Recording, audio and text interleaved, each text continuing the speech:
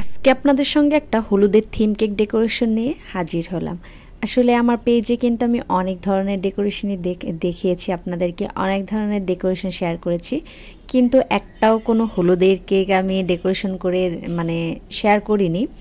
সেই জন্য ভাবলাম যে আপনাদের সঙ্গে একটা গায়ে হলুদের থিম কেক ভিডিও শেয়ার করি। তো আজকে যে কেকটা আমি ডেকোরেশন করে দেখাচ্ছি এটা হচ্ছে 2 পাউন্ডের একটা স্কোয়ার শেপের sponge cake, vanilla sponge cake. তো কেকটা আমি পুরো ক্রাম কোটিং করে এরপরে ভালো করে ফিনিশিং দিয়ে নিচ্ছি।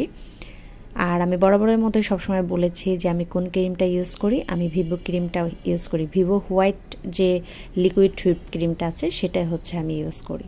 তো সেটা একটু বেটার লাগে আমার কাছে, যার কারণে আমি সেই ক্রিমটাই ইউজ করি। তো আমি আস্তে আস্তে স্কোয়ার শেপের কেক ফিনিশিংটা দিয়ে নিচ্ছি। স্কোয়ার শেপের কেক কিন্তু ফিনিশিংটা দিতে একটু কষ্টকর। আমি স্কোয়ার শেপ যতবার কেকটা বানিয়েছি ততবারই আমি ডেকোরেশনের সময় যখন আমি ফিনিশিং আনতে গিয়েছি তখন ফিনিশিংটা ভালোভাবে আনতে পারিনি। কারণ ফিনিশিং আনার সময় যে স্কোয়ার 4 সাইডে যে কর্নারগুলো থাকে সেই কর্নারগুলো আমি বের করতে পারি না, কেন জানি না, একটু কষ্টই হয়। তো এরপরে আমি ভালো করে ফিনিশিংটা আনার পরে এখানে ফন্ডেন্ট দিয়ে আমি একটা শাড়ি করে নিয়েছিলাম। তো এটা কাস্টমাইজড করা 2 পাউন্ড ভ্যানিলা গায়ে হলুদের থিম কেক ছিল। তো ক্রেতা নিজেই চয়েস করে দিয়েছিল ডেকোরেশনটা। তো আমি অরেঞ্জ কালারের ফন্ডেন্ট দিয়ে এখানে শাড়ি তৈরি করে নিয়েছি। আর শাড়িটা আমি 2 ভাগে করে নিয়েছি, ওই কেকের ওই সাইডে এক পার্ট দিয়েছি, কেকের সামনের সাইডে এক পার্ট দিয়েছি। এরপরে মাঝখানে আমি কিছু ইয়েলো কালার ফুল দিয়ে দিব, হালকা ইয়েলো কালারের ফুল। তো বাজারে আমি অনেক খুঁজেছিলাম বাট কোনো ভালো ফুল পাইনি। এই 3টাই এই কালারের ফুল পেয়েছিলাম, যার কারণে আমি এখানে সুন্দর ফুল দিতে পারিনি। এখানে যদি আর একটু সুন্দর ফুল দিতাম তাহলে লুকটা আরও সুন্দর আসতো। তো যাই হোক, একটু চেষ্টা করেছি ম্যাচিং করার জন্য। তো ফুলগুলো একদমই পাইনি বাজারে আমি খুঁজে। আর এখানে রেড কালার দিলেই ভালো হতো, যেহেতু কাস্টমার বলেছিল যে রেড কালার হবে না। তো এই জন্য আমার এই কালার দিতে হয়। আর পুরো বাজার ঘুরে আমি এই কালারেই এই মাত্র 4টাকে ফুল পেয়েছিলাম, তাও আবার একটু নষ্ট হয়ে গিয়েছিল। তো শাড়িটা দেওয়ার পরে মাঝখানে আমি 3টা ফুল দিয়ে দিই, আর একটা দিব ফুল পরে।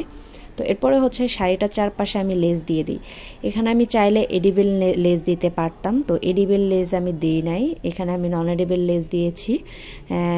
এতে করে আমার কেকটার খরচ একটু কম হয়েছে, কারণ এডিবল দিলে কেকটার খরচ বেশি হয়ে যায়।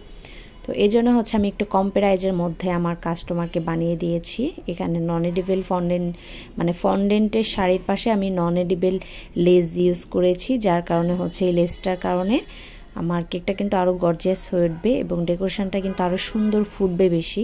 তো সেই অনুযায়ী আমি করে দেই। তো যেহেতু আমি কাস্টমার প্রাইসটা একটু কম রেখেছিলাম, এই জন্য আমি এডিবল দিই নাই, এখানে নন এডিবল লেসটাই লাগিয়ে দিয়েছি। এই ধরনের গায়ে হলুদের থিম কেক কিন্তু খুবই গর্জিয়াস দেখতে আর খুবই সুন্দর। আমি কিন্তু মাঝে মধ্যে গায়ে হলুদের থিম কেক করি, বাট এই ডিজাইনটা আগে কখনো করি নাই। এই প্রথমবারই পিকচার দেখে এই ডিজাইনটা করে দিই আমি।